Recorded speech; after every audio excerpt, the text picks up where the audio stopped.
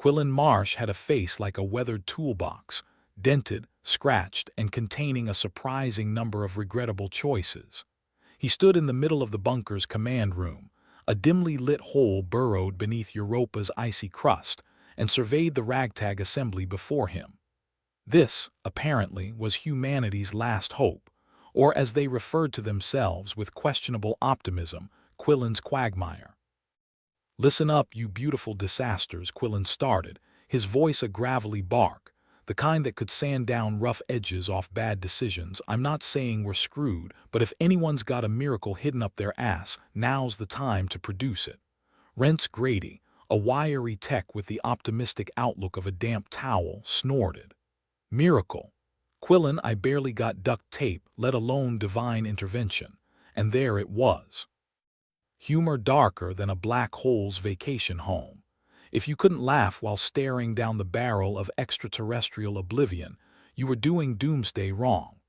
The rest of the team chuckled, a mix of engineers, pilots, and whatever else they could scrape together from the dregs of humanity's interstellar draft. People who might have been something somewhere else but ended up here, pretending to be heroes because no one else was foolish enough to try.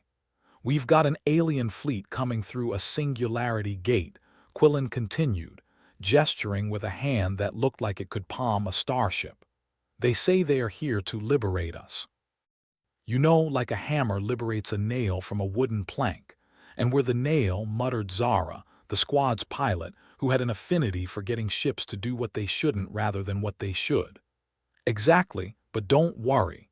Quillen grinned, showing teeth that looked suspiciously like they had seen the wrong end of a plasma cutter.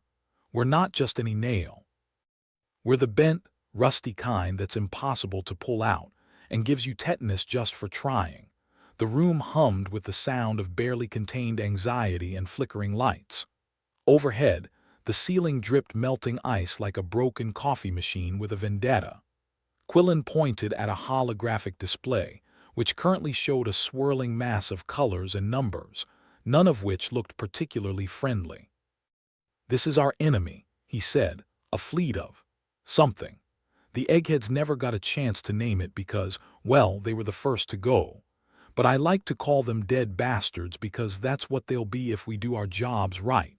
"What's the plan, boss?" asked Daria, a former AI specialist who now spent more time trying to keep their systems from developing a personality disorder.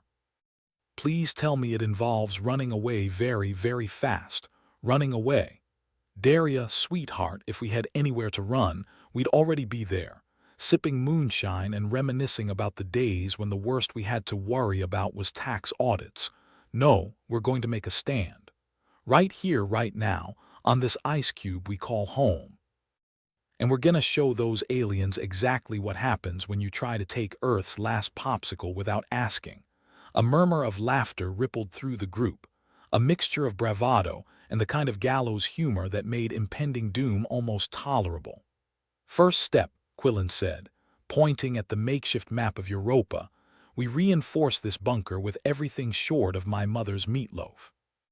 We set up traps, rig explosives, and make sure that if any of those alien bastards want to get to us, they're going to have to pay the toll in blood and broken limbs." "What if they don't have blood?" Zara asked, skepticism etched across her face like graffiti on a bathroom wall. "Then they'll break something else, and we'll have the satisfaction of knowing we made their day a little shittier." Rent sighed, fiddling with a piece of tech that looked suspiciously like it was held together by wishful thinking. "And what if we don't have enough firepower?" Quillen shrugged, a motion so casual it was almost insulting. "Then we improvise. We've got ingenuity, desperation, and the terrifying knowledge that failure isn't an option. Besides, if everything goes belly up, I've still got a deck of cards we can play strip poker with. Last one standing gets to call it a win." A burst of laughter followed, sharp and bitter as antifreeze. Because what else could you do when your only plan was a prayer wrapped in a joke? Outside the bunker, beyond the walls of ice and despair, the swirling chaos of the singularity gate loomed like a cosmic ulcer. Every minute it belched another wave of alien ships, each one a promise of destruction and enslavement. And yet, here they sat, a mismatched band of misfits with a plan thinner than a politician's promise, ready to make their stand. "Get to work," Quillen ordered, "and remember, if you're going to die, make it memorable." No one wants to be the footnote in their own obituary. With that, the team dispersed, each member carrying with them a burden of hope, fear, and enough sarcasm to fill a small moon. Quillen watched them go, feeling the familiar weight of leadership settle on his shoulders like a particularly vindictive parrot. He turned back to the holographic display, its colors shifting like a dying sunset. "Well," he muttered to himself, "if this is how it ends, let's make sure they remember us. Even if it's just as the biggest damn nuisance they ever encountered." The bunker's door slammed shut behind him with the finality of a coffin lid. Quillen took a deep breath, the air tasting of recycled failure and resolve. In the chilling quiet of Europa, the team prepared for what might very well be humanity's last stand. They had no reassurance, no backup, and no chance in hell. But they had each other, and sometimes that was enough. The countdown to chaos had begun, and Quillen Marsh, with a soul as battered as his face, was ready to lead them straight into the storm. After all, if you're going to go down, you might as well do it with a grin and a middle finger raised to the universe. Quillen Marsh ran a hand through his hair, which was more an exercise in futility than anything resembling grooming. In the bunker's dim light, he resembled a statue of forgotten heroism, chipped and worn, waiting for time to finish the job. Around him, the team scrambled like rats in a maze designed by a particularly sadistic scientist. Lysara Thorne, their tech specialist and unofficial queen of questionable decisions, was elbow-deep in the guts of a console. Her expression was one of intense concentration, though to the untrained eye, she might have just been trying to remember where she left her keys. You'd think with all this advanced technology, we'd have something that didn't look like it was cobbled together by drunken ferrets, she muttered. "Dream on, Lysara," said Jerk Ingram, the strategist whose plans were often as convoluted as a season finale. "Our ancestors built pyramids with less, and they didn't have to deal with an alien fleet breathing down their necks. Yeah, but they had slaves," Lysara shot back, pulling a wire with the care one might reserve for extracting a particularly stubborn tooth. "All I've got is you lot, and a persistent case of heartburn." Quillen, who had been mentally composing his own obituary, decided to intervene before the conversation devolved into an argument about historical architecture. "Lysara, Jerk, focus. We've got a transmission coming in from our friends on the other side of the singularity. Let's see what the harbingers of doom have to say." The team gathered around as the transmission flickered to life, bathing the room in a sickly green glow that did nothing to improve anyone's complexion. The alien language was a series of guttural clicks and hisses, the kind of sound you'd expect from a malfunctioning espresso machine with delusions of grandeur. Rents Grady, fiddling with his earpiece, attempted to translate. "Okay, so from what I gather, they're planning to hit Earth's soft spots. You know, like a boxer who's just realized you have a glass jaw," which means, Zara asked, tapping her foot impatiently, a habit that usually signaled she was 3 minutes away from flying the ship into a sun just to see what would happen. "They're targeting our infrastructure," Rents explained. "Power grids, communication networks, the kind of stuff that keeps us from descending into a Mad Max-themed reality show," Quillen sighed. "Brilliant. So they're not just here to exterminate us.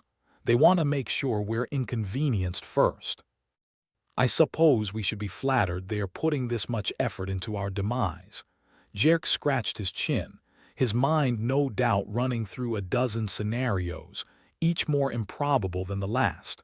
"We need to shore up our defenses, starting with the bunker. I suggest we turn this place into a fortress." "Yeah, because who doesn't love a good siege?" Lysara said, her sarcasm sharp enough to cut through the bunker's recycled atmosphere. "Think of it as home improvement with a twist," Quillen suggested, trying to keep the mood light. even as the reality of their situation pressed down like a lead blanket. We fortify the entrances, set up decoys, and rig the whole place to go boom if it comes to that.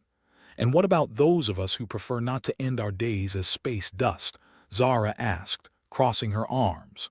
I'm a pilot, not a demolition expert.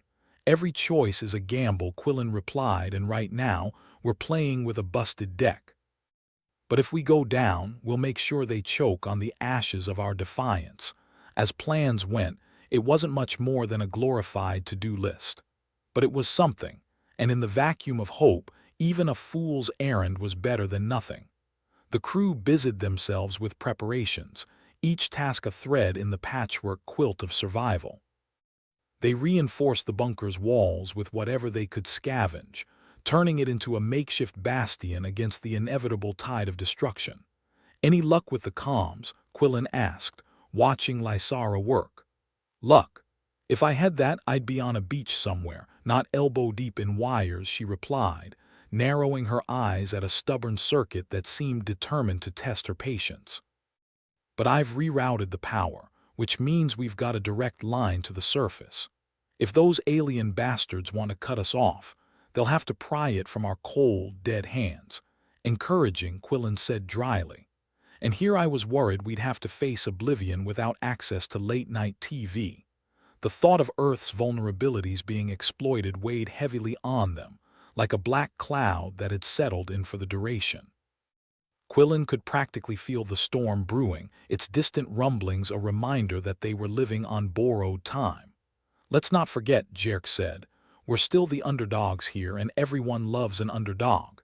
It's that scrappy, never-say-die attitude. Maybe we'll even get a movie made about us. Yeah, nothing like posthumous fame, Zara chimed in, her voice dripping with irony. I've always wanted to be immortalized in bad CGI. Focus, people, Quillen said, though a small smile betrayed his amusement. We know their plan, so let's make sure we're ready to counter it. If they want to play dirty, we'll show them how it's done. With renewed determination, they set to work. Rents and Lysara tinkered with the defense systems, trying to coax some semblance of functionality from the aging technology. Jerk plotted potential escape routes, his mind a maze of contingencies and second-guessing. Zara, meanwhile, prepped the ship, her hands moving with practiced ease over the controls. She muttered to herself as she worked, a litany of curses and prayers in equal measure. If this thing doesn't hold together, I'm blaming you, Quillen, she called out. You'd blame me anyway, he replied, standing in the doorway. I'm the leader, remember. All the glory and none of the credit figures. I never liked being part of a democracy anyway, she said, though her smile took the sting out of her words. Hours passed, marked by the hum of machinery and the occasional outburst of frustration. Quillen checked in on each of them, offering words of encouragement that sounded hollow even to his ears. But he meant them, and that was what counted. We've got a contingency plan in place, Jerk announced finally, looking as pleased as a strategist could given the circumstances. If they breach the outer defenses, we can fall back to the inner sanctum. It's not much, but it's better than nothing. It'll have to be enough, Quillen said, looking around at the faces that had become his family. They were tired, battle-worn, and more than a little scared. But they were also resilient, and in the face of annihilation, that was their greatest weapon. The hours ticked by, each one bringing them closer to the inevitable confrontation. The knowledge hung over them like a guillotine, its blade poised and waiting to fall. Anyone got a plan B? Rents asked, his voice laced with a humor that belied the tension in the room. Quillen shrugged. Plan B is plan A with more swearing. Works for me, Jerk said, a grin tugging at the corners of his mouth. I've always found a well-timed expletive to be remarkably cathartic. As they prepared for the worst, Quillen couldn't help but marvel at the sheer absurdity of it all. Here they were, a band of misfits on a frozen moon, preparing to take on an alien armada with little more than grit and determination. It was the kind of story that shouldn't have a happy ending, but if they had any say in it, they were going to make damn sure it was memorable. You know, Zara said, her eyes fixed on the horizon where the first glimmers of the alien fleet began to appear. "If we pull this off, drinks are on you, Quillen, deal," he replied, his gaze steady. "But only if you promise to say something nice at my funeral." "No promises," she shot back, but the smile in her voice was unmistakable. And so they waited, on the brink of disaster, hearts pounding in time with the countdown to chaos. The universe had dealt them a losing hand, but they were ready to play it for all it was worth. Because in the end, humanity wasn't just about survival. It was about defiance, about staring into the abyss and daring it to stare back. And as Quillen looked at his team, he knew that whatever happened next, they wouldn't go quietly. They'd meet the challenge with laughter, with sarcasm, and with the kind of courage that was born of desperation. And maybe, just maybe, they'd show the universe what it really meant to be human. In the frozen heart of Europa, as the alien fleet loomed closer, Quillen Marsh and his team prepared to make their last stand. And whether they won or lost, they'd do it on their own terms. Because in the grand scheme of things, that was all anyone could really ask for.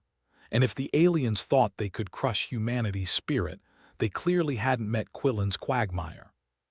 The bunker's command room was humming with the kind of energy you might expect at a funeral where the deceased owed everyone money. Quillen Marsh stood at the center, looking like a reluctant messiah, flanked by his merry band of misfits. The transmission had barely fizzled out when the room plunged into darkness, the sound of electronics dying a tortured death echoing in the cramped space. "Oh, great," Zara groaned, her voice slicing through the sudden silence. "Did someone forget to pay the electric bill?" Lysara Thorne, who was elbow-deep in the console, muttered something unprintable under her breath as she fumbled for a flashlight. "I'd blame it on sabotage, but this junk heap was sabotaging itself long before we showed up." "Fantastic," Quillen said, rubbing his temples. "Looks like we've got ourselves a good old-fashioned power surge. As if facing annihilation wasn't enough, now we get to do it in the dark." Jerkin Graham, the squad's resident strategist, or overthinker depending on who you asked, sighed. "Nothing like adding a little chaos to our impending doom. Keeps things interesting." Rents Grady, alien linguist by necessity rather than choice, fiddled with his headset. "Anyone else feel like we're living in a bad sitcom? All we need now is a laugh track. Trust me, if this was a sitcom, we'd have been canceled already," Quillen replied, scanning the room for any semblance of hope. "Lysara, how long until we get the power back? How long's a piece of string?" she shot back, her flashlight beam dancing across the console's innards like a jittery ghost. "I'll work as fast as I can, but these circuits are older than Jerk's taste in music." "Hey now," Jerk protested, "there's nothing wrong with a little vintage charm. And speaking of charm, perhaps we should address the elephant in the room." "You mean the possibility that we're all gonna die in here?" Zara asked, settling into the pilot's seat with a resigned air. "No," Jerk said slowly, "I mean the possibility that one of us is a traitor." That little revelation dropped like a lead balloon, the weight of it settling into the room with palpable tension. Quillen felt the hairs on the back of his neck prickling, the kind of sensation that usually preceded bad news or a surprise visit from the in-laws. "A traitor," Quillen echoed, his voice carefully neutral. "Now that's a plot twist I wasn't expecting. Care to elaborate, Jerk?" Jerk leaned against the wall, his expression unreadable. "Intel from our less-than-friendly neighborhood alien transmission suggests someone's been feeding them information." "Someone close, very close." "Great," Lysara muttered, "we're not just up against an alien armada, we're starring in our very own whodunit." "Isn't that just peachy?" Zara added, her voice dripping sarcasm. "A nice side of paranoia to go with our impending extinction." Quillen sighed, feeling the weight of leadership bearing down like a rusty anvil. "All right, folks, let's not panic. The last thing we need is to start pointing fingers and tearing each other apart. We've got a job to do, and squabbling isn't going to fix the power or stop the aliens. Point is," Rent said, trying for a semblance of calm, "if there is a mole, they've got to be sweating bullets right about now. "We'll cross that bridge when we get there," Quillen said, though in his gut, the seeds of doubt were already sprouting. "Lysara, what's the status on our defenses? If you consider a bunch of tin cans and duct tape a defense, then we're golden," she replied, her voice a mix of irritation and determination. "I'll have to rewrite the whole dam system to compensate for the surge. It's gonna take time. Time's the one thing we don't have," Quillen reminded her, though he knew she was already aware. "But do what you can. We need those defenses up and running before the aliens decide to knock on our door." Jerk, ever the optimist, was already sketching out contingencies on a pad that looked like it had seen better days. "If they do breach, I say we revert to Plan B." "You mean more swearing and creative insults," Rents quipped, a grin tugging at his lips despite the circumstances. "Exactly. And maybe a bit of running around like headless chickens," Jerk replied. "Always a classic." Quillen turned to Zara, who was drumming her fingers on the console, eyes fixed on the darkness outside. "You ready to get us out of here if it comes to that?" She gave him a look that could melt tungsten. "As ready as I'll ever be. But let's not kid ourselves. If we have to make a run for it, we might as well sprinkle confetti on our way out." The group fell into a tense silence, each member lost in their own thoughts, or more accurately, their own nightmares. The darkness around them felt like a living thing, pressing in, suffocating. Quillen wasn't just worried about power failures and traitors. He was worried about the team itself. In a scenario where everyone was a suspect, trust was a luxury they couldn't afford. But without trust, they were dead in the water or frozen space, as it were. Lysara's voice broke the silence, a thread of hope woven through her words. "All right, I think I've got something. It's not a full fix, but it might just get our defenses back online." "Good," Quillen said, the relief almost palpable. "Do it." With fingers that danced over the console like a concert pianist having a bad day, Lysara worked her magic. Moments later, a low hum filled the room as the lights flickered back to life, casting long shadows and a semblance of normalcy. "There we go," Lysara said, wiping her brow with a smirk. "Let's see those alien bastards get through that without a fight." "Nice work," Quillen said, feeling a flicker of hope reignite within him. "Now let's find out who's been playing both sides." "Got any suspects?" Zara asked, her tone casual but her eyes sharp. "Not yet," Quillen admitted, "but whoever it is, they've underestimated us. And that'll be their biggest mistake. Let's make sure we live long enough to prove them wrong," Jerk added, returning to his maps and contingency plans with renewed vigor. As the team settled back into their respective tasks, Quillen found himself watching them closely. Any one of them could be the traitor, and the thought gnawed at him like a dog with a bone. But he had to trust them, at least for now. They were all in the same sinking ship, and until they reached open water or the bottom of the sea, they had no choice but to row together. Time ticked by with agonizing slowness, each second a reminder of their impending fate. Outside, the alien fleet loomed like a storm on the horizon, ready to sweep them away in a tide of violence. "Quillen," Rents called, breaking the tense silence. "I've got something on the comms." "Incoming message. It's coded, but I'm pretty sure it's from our mystery friend." "Play it," Quillen ordered, bracing himself for whatever fresh hell awaited. The speakers crackled to life, the sound distorted and harsh. It was a voice human but wrapped in layers of static and interference. "Quillen. Care. There. Inside." The message cut off abruptly, leaving the room in silence. "Well, that's cryptic," Zara said, arching an eyebrow. "Care to translate?" Rents, he shook his head, frustrated. "Could be a warning, could be a trap. Either way, someone out there knows something we don't." "Always a comforting thought," Jerk muttered, tapping his pen against his pad. "Let's assume the worst and hope for the best." Quillen nodded, though his mind was spinning with possibilities. If the message was genuine, they had an ally, or perhaps an informant, outside the bunker. But if it was a trap, they were about to step into a very well-laid snare.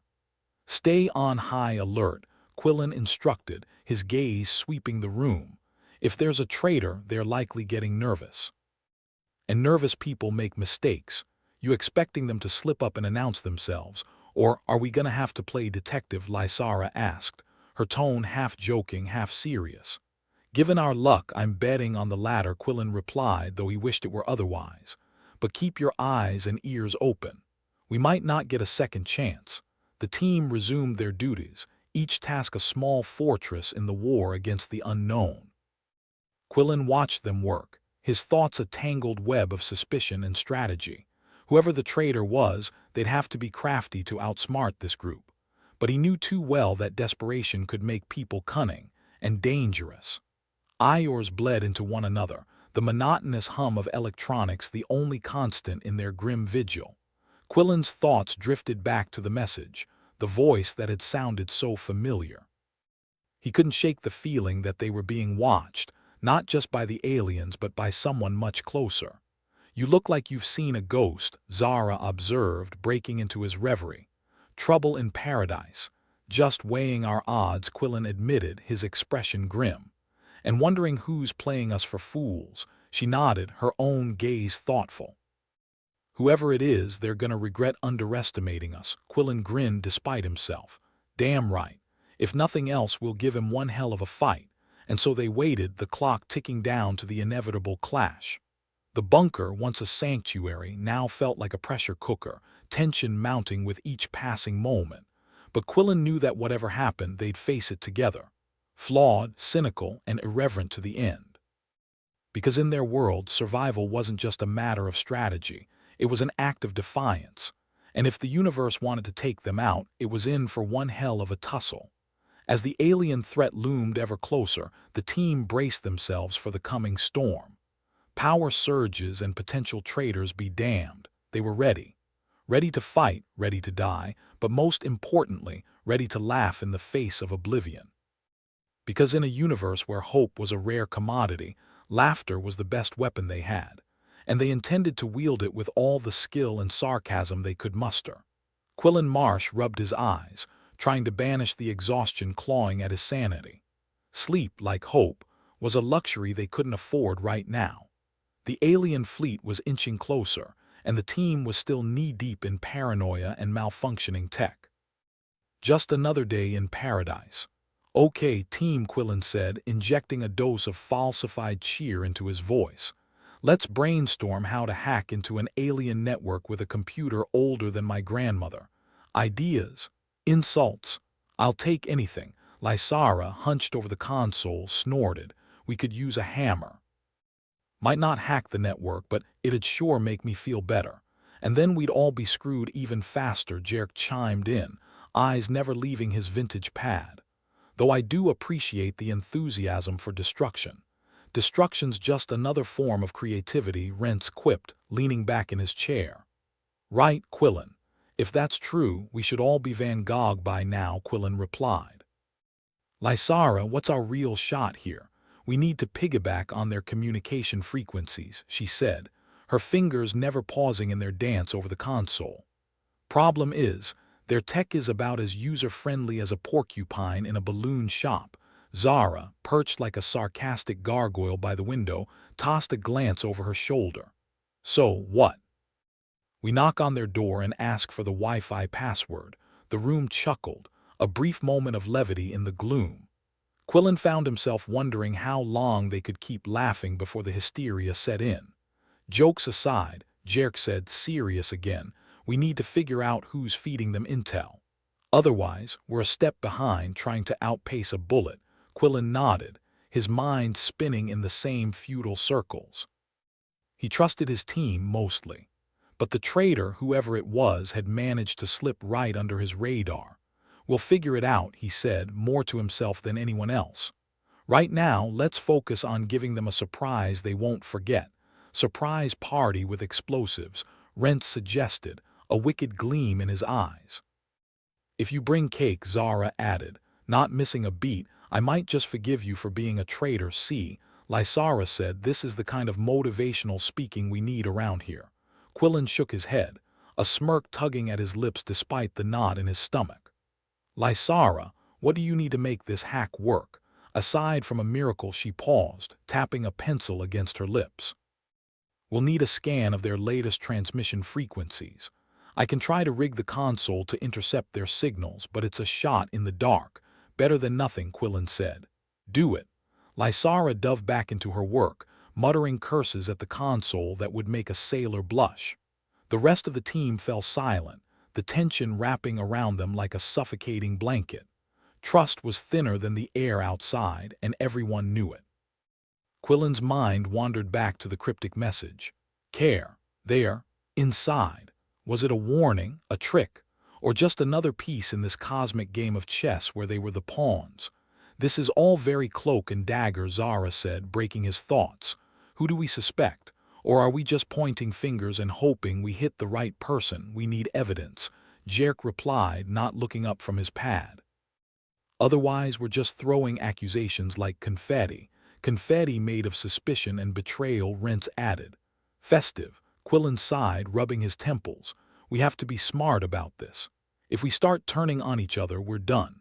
We need to find a way to flush out the traitor without setting off any alarms. Got it, Lysara announced suddenly, startling them all. I've patched into their last frequency burst. It's not pretty, but it should give us a backdoor. Impressive, Quillen said, genuine admiration in his voice. Now let's crash their party. Jerk leaned forward, eyes alight with the kind of excitement only a strategist could find in impending chaos. What's the move? We send them a little gift, Quillen said, thinking on his feet. Something to let them know we're not going down without a fight. And if they trace it back to us, Zara asked, arms crossed, skepticism oozing from every pore. Then we pretend it was a misfire, Rents suggested, and claim we were trying to send them a welcome to Earth basket. With grenades in place of muffins, Quillen said, grinning. Let's get it done. As the team worked, the air buzzed with a strange mix of fear and determination. They were outnumbered, outgunned, and possibly harboring a traitor. But they were also humans, notoriously difficult to predict and even harder to eradicate. Hours ticked by, the alien fleet drawing ever closer on their screens. Jerk reviewed his contingency plans like a man possessed. Zara kept watch for any signs of movement outside, and Rents monitored communications for any slip-up that might betray their turncoat. Almost there, Lysara said, her voice tinged with tired triumph. Get ready to hit send. Quillen positioned himself at the console, his finger hovering over the makeshift send button. This was the moment, the point of no return. They were about to poke a hornet's nest armed with a very big stick. And now, Lysara said, slamming the final key with a flourish.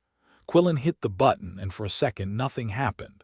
Then the console lit up like a Christmas tree, the lights flickering in a dance of chaos.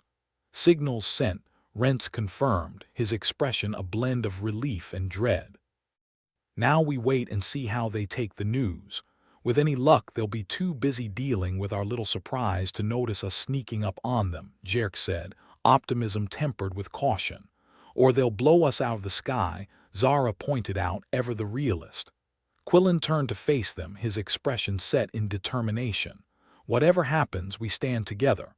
Just don't let them see you sweat. A nervous chuckle rippled through the team, a reminder that despite the odds, they were still human. Flawed, sarcastic, and undeniably stubborn. As the seconds stretched into eternity, Quillen watched the screen, waiting for a sign. Any sign that their plan had worked, that they'd managed to outsmart an alien threat with a ragtag team and technology held together by spit and prayer. Incoming transmission, Rents shouted suddenly, his fingers flying over the controls. Everyone froze, the air electrified with anticipation. This was it. The moment of truth.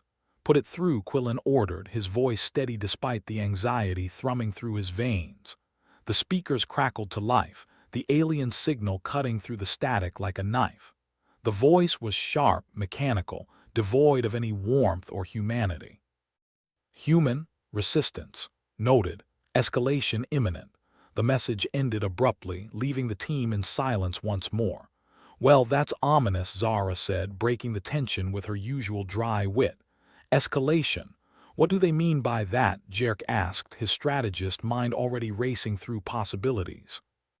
Could be anything from a full-scale assault to sending us a fruit basket, Rents replied, though his tone suggested he wasn't betting on the latter.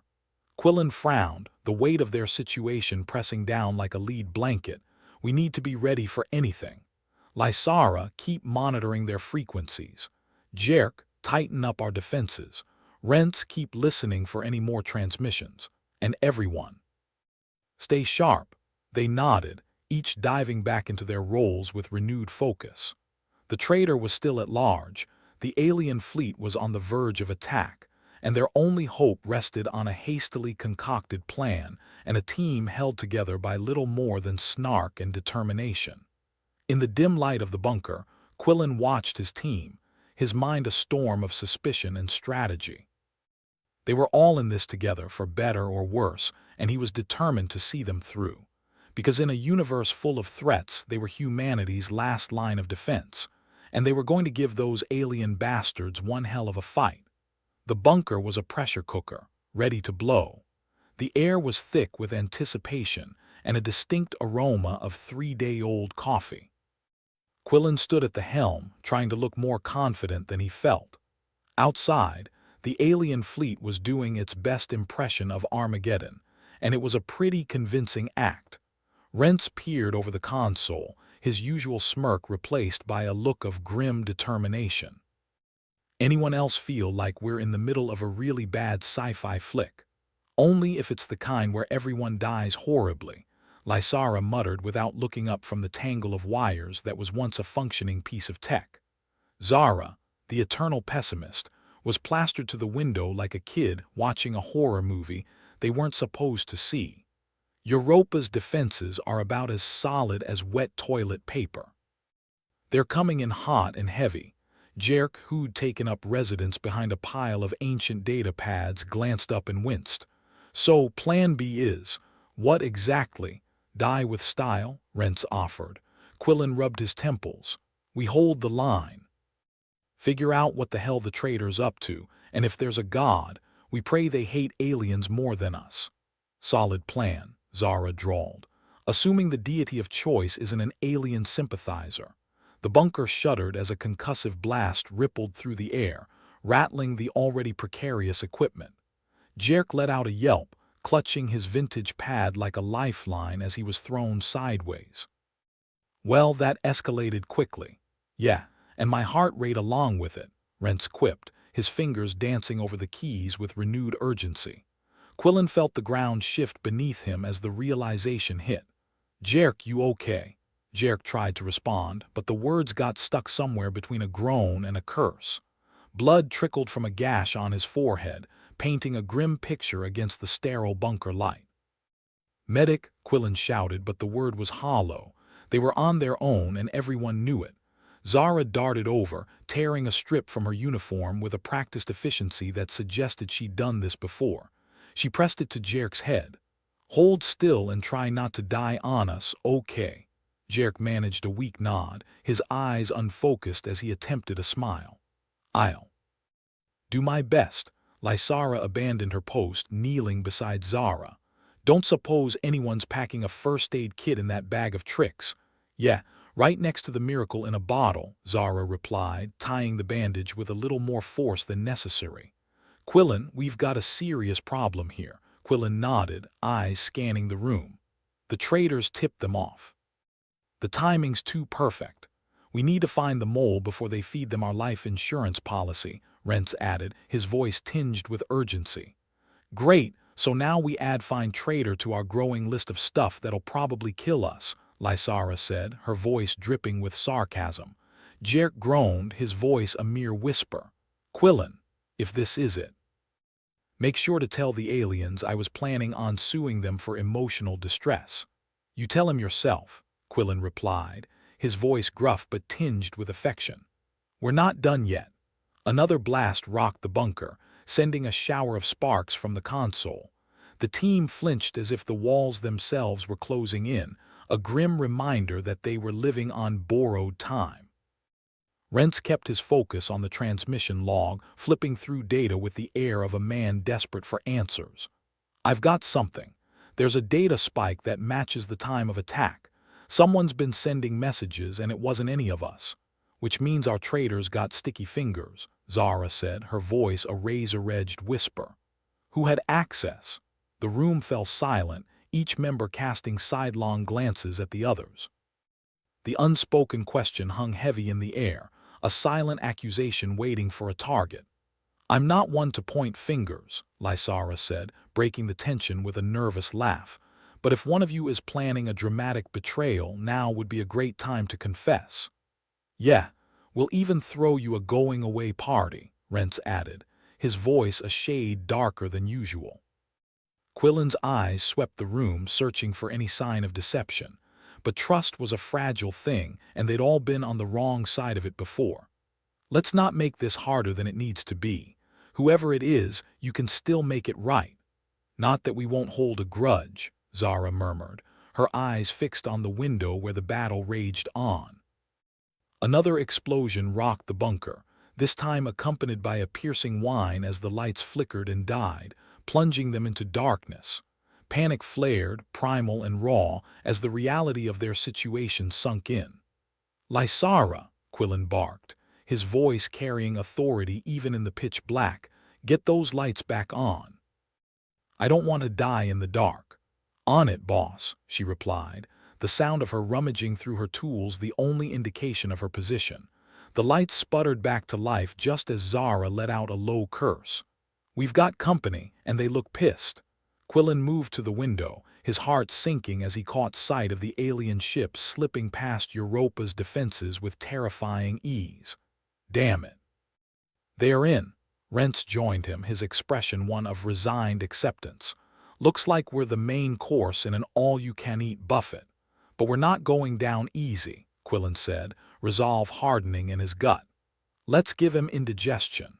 As the team regrouped, Jerk's breathing became more labored, each wheeze a reminder of how close they were to losing him. Zara worked tirelessly, her hands steady despite the chaos around her. Yet Quillen knew they were running out of time. Jerk, hang in there, Quillen urged, his voice softer, almost pleading. Jerk managed a weak smile, his words slurred yet filled with that same old bravado. Tell the aliens they can. Kiss my. The rest of the sentence was lost in a fit of coughing, and Quillen felt something tighten in his chest that had nothing to do with the impending alien doom. He's not gonna last, Rents said, the stark truth ablaze between them. I know, Quillen replied, the admission a bitter pill to swallow. We need to move. Rents, you're on comms. Zara, stay with Jerk. Lysara with me. The team sprang into action, the urgency of the situation sharpening their movements. The bunker was a symphony of chaos, each explosion outside a reminder that their time was slipping through their fingers. Rents's voice cut through the din, a lifeline in the storm. Quillen, I've got another transmission. It's from the fleet. Play it, Quillen commanded, bracing himself for more bad news. Static crackled before a voice, distorted yet unmistakably mocking, filled the room. Your resistance is futile. Surrender and your deaths will be swift. Real generous offer, Lysara muttered, crossing wires with the kind of precision only desperation could muster. Surrender, Quillen repeated, a grim smile spreading across his face. They really don't know us, do they? Nope, Zara replied, her voice steady as she continued to tend to Jerk. And if I have anything to say about it, they never will. The team moved with a frenetic energy, guided by a shared determination that refused to be extinguished. They were the last line between humanity and extinction, and they were going to make the aliens earn every inch. As the minutes bled into one another, Lysara worked to fortify their tech, her curses a steady stream that underscored her efforts. Outside, the alien fleet continued its relentless advance, Europa's defenses crumbling as the invaders pressed forward. Quillen felt the weight of the bunker close in as the realization settled over them. They were outmatched, outgunned, and nearly out of time. Yet beneath the layers of sarcasm and bravado, a steely resolve burned bright. The alien transmission cut out, leaving the room in a silence that was almost deafening. But it was a silence filled with purpose, the quiet before the storm.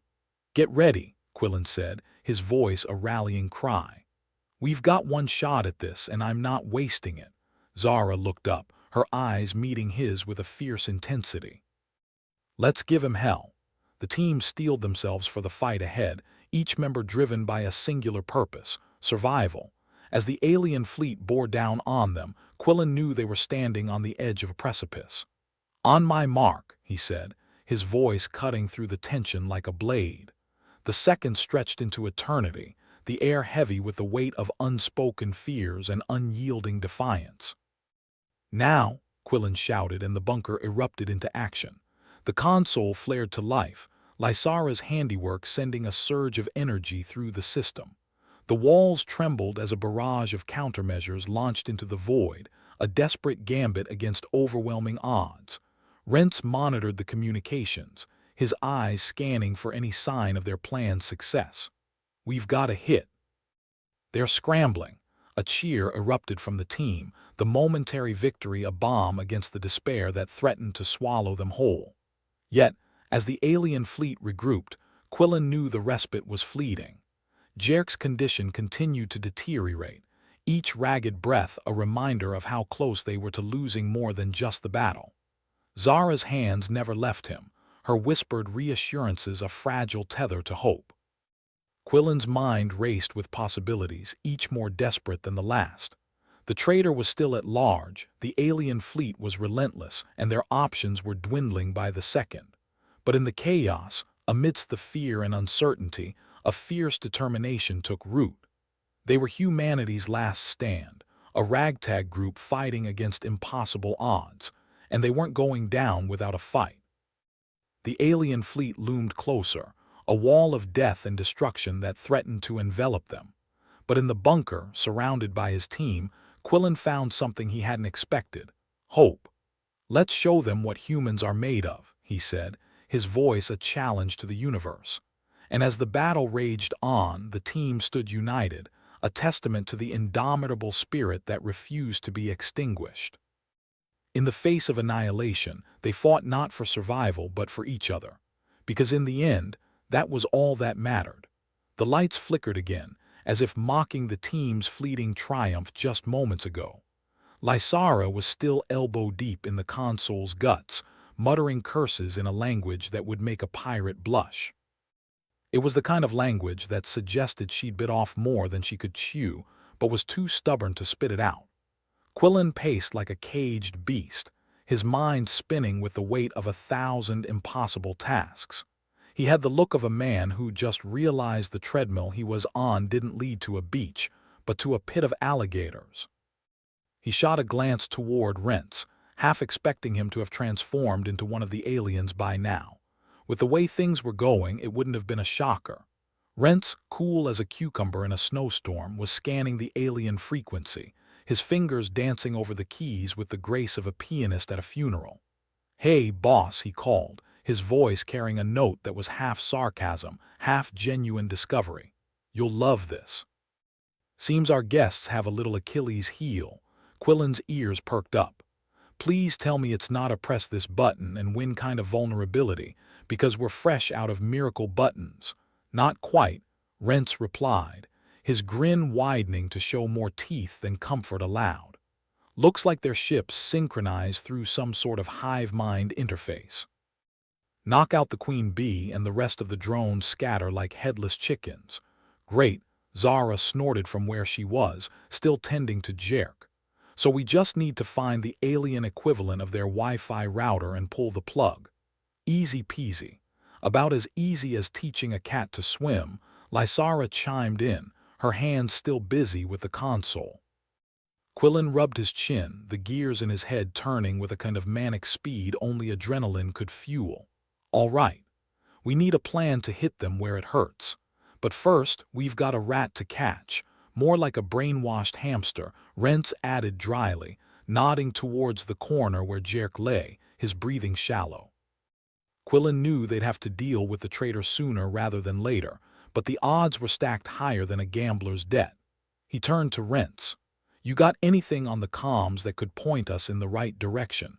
Rents shrugged, tapping a few keys, his expression shifting from smug to perturbed. "Funny thing," he said, his voice laced with irony. "We've got a hell of a lot of outgoing traffic from one terminal." Someone's been a busy bee and not the good kind. Zara stood, her eyes narrowing. Whose seat's that, care to guess? Rents gestured towards Jerk, who was currently busy trying to beat death in a staring contest. Quillen's stomach churned. You've got to be kidding me. Jerk. He's the mole, Jerk groaned, not the kind of groan from someone confessing, more like the kind you'd hear from someone waking up in the wrong bed with the wrong person. Didn't seem the type, Lysara said, adjusting some wires with a look that said she was reconsidering her life choices. But then again, who does? Quillen approached Jerk, his eyes hard. Jerk, you got anything to say for yourself? Or is this where we start considering you for the alien employee of the month? Jerk's eyes fluttered open, a mix of confusion and recognition dawning. Quillen, wasn't me. Well, not exactly, not exactly.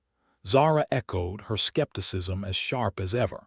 How exactly do you betray us? Not exactly. Think they got inside my head, Jerk croaked, his voice a patchwork of pain and regret.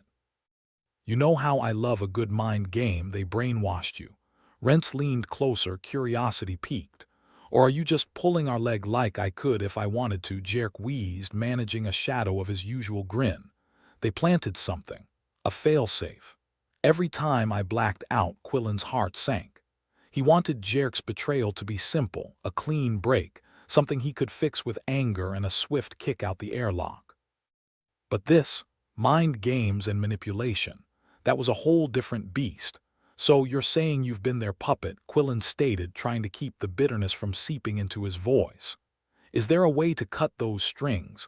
Lysara stepped back from the console, wiping her hands on her jumpsuit, which was as clean as a mechanic's rag. If they've done a number on him tech-wise, we might be able to reverse it. But it won't be a walk in the park, more like a crawl through a minefield, Zara muttered, looking at Jerk with something akin to pity. Well, isn't this just a ray of sunshine? Quillen sighed, kneeling beside Jerk. Look, pal, if you're gonna die on us, at least die on our side. All right. Jerk managed a laugh, which quickly turned into a cough. I'd kiss you, Quillen, but I'm not my type. Lucky for you, I'm taken, Quillen replied with a smirk, nodding to Lysara, who was already gearing up to work her magic, or whatever passed for magic with her toolbox of doom. Rents, meanwhile, was fidgeting with the comms, a glimmer of something nasty in his eye. We might have a shot at jamming their signal. Give our boy Jerk here a bit of peace and quiet upstairs, if you catch my drift. That's one hell of a gamble, Zara pointed out, glancing from Rents to Quillen. If it backfires, we could fry his brain, or worse. Quillen raised an eyebrow. Like what? He becomes an alien opera, or he starts selling us out 10 times worse than before. Rents shrugged, clearly enjoying the mental image. But hey, no pressure. Quillen felt the weight of his decision like a sledgehammer to the gut. Trust was a currency they were sorely lacking, but they needed all hands on deck, even if one of those hands had been sending them to the slaughterhouse. All right, Quillen said finally, his resolve hardening. We do it. We cut Jerk strings and we give those aliens a taste of their own medicine. The decision made, the team moved into action. Lysara dove into Jerk's neural interface, her hands moving with the kind of speed that comes when you know you're working against the clock, and the clock's a bloody hypocrite. Quillen watched, his heart pounding like a war drum. And as the alien fleet loomed ever closer, he knew the stakes had never been higher. The universe might have been laughing at them, but damned if they weren't laughing right back. Rents, Quillen called, his voice steady despite the chaos. Keep an eye on the comms. If those bastards twitch, I want to know about it yesterday. On it, Rents replied, his eyes glued to the console like it was the last episode of a cancelled series. Meanwhile, Zara hovered near Jerk, her hands clenched into fists as if ready to punch fate right in the face. Come on, Jerk. Prove us wrong. You're not just a pawn in their game. Jerk, caught between worlds, could only manage a weak thumbs up, his eyes flickering with a mix of pain and determination. Lysara's fingers flew over the console with the desperation of someone trying to defuse a bomb with a toothpick. Gotcha, you sneaky little, she muttered under her breath, her face set in a mask of concentration. The bunker seemed to hold its breath. the air thick with anticipation and the acrid scent of burnt circuits. Outside, the alien fleet was a looming shadow, its presence a constant reminder that time was not a luxury they had. Jerk's body convulsed as Lysara worked her magic, the room bathed in the eerie light of the console's glow. Zara knelt beside him, her eyes fixed on his face, willing him to fight through the fog. "Come on, Jerk," she whispered, her voice barely audible over the hum of machinery. "We need you." As if on cue, Jerk's eyes snapped open, clarity replacing the confusion that had clouded them moments before. "I'm back," he rasped, his voice a mere shadow of its former self but filled with a fierce determination. "Let's kick some alien arse." A cheer went up from the team, a ragged, breathless sound that was more relief than victory. Quillen clapped Jerk on the shoulder, a grin splitting his face despite the dire circumstances. "Welcome back, you old bastard, missed me," Jerk quipped, his voice gaining strength as the fog lifted. Like a hole in the head, Quillen replied, his tone affectionate. With Jerk back in the fold, the team was whole once more. They were a ragtag bunch, battered and bruised, but their spirits were undaunted. And as the alien fleet bore down on them, Quillen knew they were ready to take the fight to their enemies. "All right, team," Quillen said, his voice carrying the weight of their shared purpose. "We've got one shot at this. Let's make it count." Rentz's fingers danced over the keys, his voice filled with urgency. "I've got a lock on their command ship. If we hit their hub, we could disrupt the whole fleet. Then that's our target," Quillen decided, his resolve hardening like steel. "Let's give them something to remember humanity by." With their plan set, the team moved with purpose, each member driven by the desire to protect their home, their friends, and their future. They were humanity's last hope, standing on the brink of annihilation, but they refused to go quietly. As the alien fleet loomed ever closer, the team prepared to face their final test. It was a battle for survival, a fight against impossible odds, but they were ready. Because in the end, they had each other, and that was a force more powerful than any alien armada. The bunker was a hive of activity, the team working in concert to prepare their defenses. Lysara continued her work on the console, her hands moving with a precision born of desperation. Zara stayed close to Jerk, her presence a steadying influence as he regained his strength. Rentz monitored the comms, his eyes scanning for any sign of enemy activity. He was a man on a mission, determined to outwit the aliens at their own game. Quillen stood at the helm, his gaze fixed on the approaching fleet, his mind a whirlwind of plans and possibilities. They were a ragtag group, held together by a shared determination and a refusal to give up. As the alien fleet bore down on them, they prepared to face their greatest challenge yet, but they were ready. They were humanity's last stand, and they wouldn't go down without a fight. Together, they would face whatever the universe threw at them, and they would do it with a smile, a joke, and a middle finger raised high. Because that's what it meant to be human, to fight, to resist, and to laugh in the face of impossible odds. And as the battle raged on, they would show the universe what they were made of.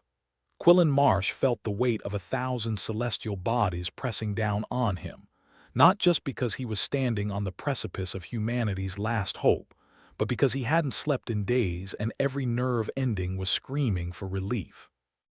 But he was Quillen Bloody Marsh, and he'd seen worse. Well, maybe not worse, but certainly less cosmic. The bunker's command room was alive with the kind of frenetic energy usually reserved for bars at closing time or the moments before a bar fight. Rentz Grady was hunched over the alien frequency scanner, fiddling with it like it owed him money, and had the gall to show its face. "Got something?" Quillen asked, hoping for anything but the usual shrug. Rentz's face was a mask of concentration. It's like trying to eavesdrop on a cocktail party through a brick wall. "But I think I'm getting something. Probably just their version of elevator music, but hey, it's a start." "Alien music," Quillen mused. "I'm sure that's one for the history books." Lysara Thorne was knee-deep in wires, swearing like a sailor with a thesaurus. She was the heart and soul of their technical operations, which was a nice way of saying she was the only one who knew what the hell she was doing. "Lysara, you got that hub targeted," Quillen called out. "Does it look like I'm sitting on my hands?" She snapped back, not missing a beat. "I'm almost there. Just need a few more seconds to sweet-talk this old hag into cooperating." "If only you could get people to cooperate so easily," Zara chimed in, casting a sidelong glance at Jerk, who was now propped up against the wall like a marionette with half its strings cut. "Don't worry, I'm planning my motivational speech," Jerk replied, voice still rough around the edges but gaining some semblance of his former self. Something like, "Get off your arses and fight, you lazy sods. Think it'll work?" "Brilliant," Zara deadpanned, rolling her eyes. "The aliens will quiver in their boots, or whatever they've got instead of boots." Quillen turned his eyes back to the holographic display, where the alien fleet loomed like a cosmic migraine waiting to happen. The Singularity Gate was still churning out ships like a cosmic gumball machine set to overdrive. "All right, ladies and gents, this is it," he announced, injecting a note of steel into his voice. "We've got one shot at this. We disrupt their queen bee and maybe, just maybe, we don't end up as alien appetizers." As if on cue, Lysara let out a triumphant whoop. "Got it. Target locked on their hive mind interface. Now let's see if we can give them a migraine." "Finally, some good news," Rents muttered, still twisting knobs on his scanner with the grace of someone who's forgotten which way is up. Quillen nodded, feeling a flicker of hope. "Rents, get ready to jam their signals. If we pull this off, we might just buy ourselves a future, or at least a few more minutes to appreciate this delightful bunker aroma," Rents replied, his sarcasm as thick as the stench of burnt coffee. With everyone in position, the tension in the room was palpable. Each of them was acutely aware that this was it, the moment that would decide their fate, victory or defeat, life or enslavement. "Okay, Jerk," Quillen said, glancing over at his strategist. "You're up. What's the plan?" Jerk took a deep breath, straightening himself. "We hit them hard and fast. Disrupt their queen bee and the rest should follow. It's like cutting the head off a snake or kicking a hornet's nest," Zara added. "Let's just hope they don't sting worse than they already have." Quillen turned to Lysara. "Ready to fire?" "Ready as I'll ever be," she replied, fingers poised over the console as if she were about to play the world's most stressful piano solo. "On my mark," Quillen commanded, feeling the weight of leadership like a lead anvil on his shoulders. 3, 2, 1, now." Lysara's fingers slammed down on the keys, and the room was filled with the sound of 100 systems coming to life. The bunker trembled as the energy surged through their cobbled-together tech, reaching out to the alien ships like a cosmic punch to the gut. For a moment, nothing happened. The alien fleet hung in space, unmoving, as if mocking their pathetic human effort. Then slowly one of the ships began to wobble, its formation slipping like a drunk at a wedding. "Did it work?" Zara asked, eyes wide as she stared at the display. Rents was grinning like a kid on Christmas. "Oh, it worked. Their signals are going haywire. We've got them on the ropes." Quillen allowed himself a moment of relief, but it was short-lived. "Don't celebrate just yet. We still have to finish the job." The alien ships were in disarray, their formations crumbling as the hive mind interface failed to coordinate their movements.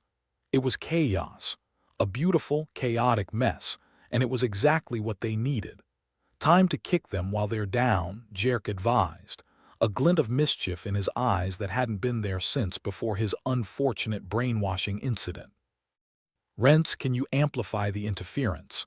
Quillen asked, his mind racing with possibilities.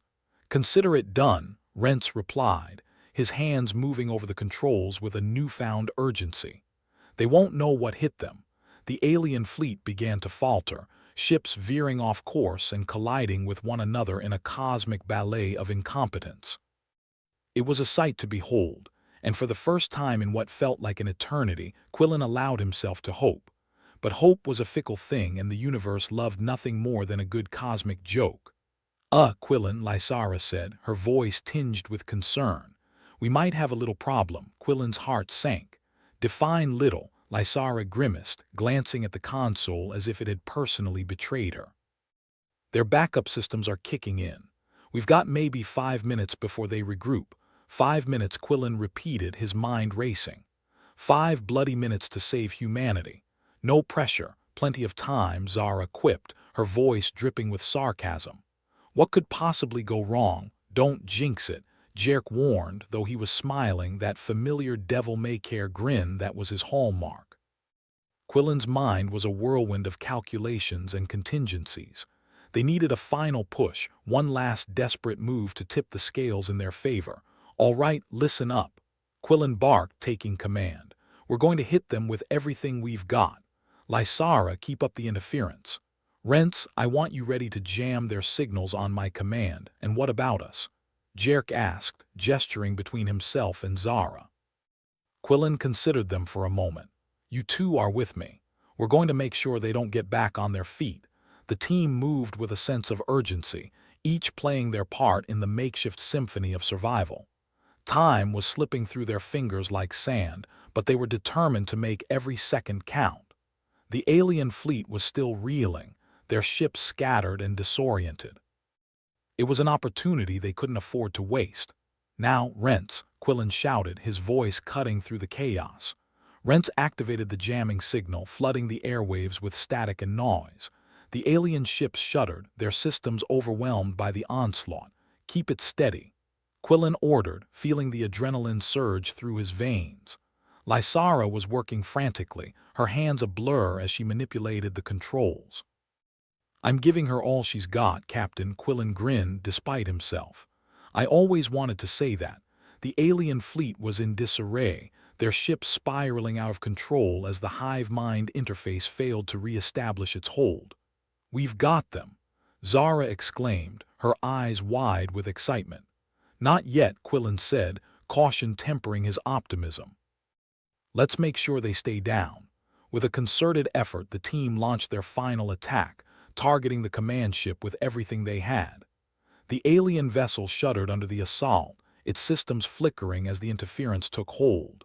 And then, with a final, resounding crash, the command ship fell silent, its systems offline and its influence over the fleet severed. We did it, Jerk murmured, disbelief coloring his voice. We bloody well did it, Quillen agreed, a grin spreading across his face. The team erupted into cheers, their relief palpable as they realized they had succeeded against all odds.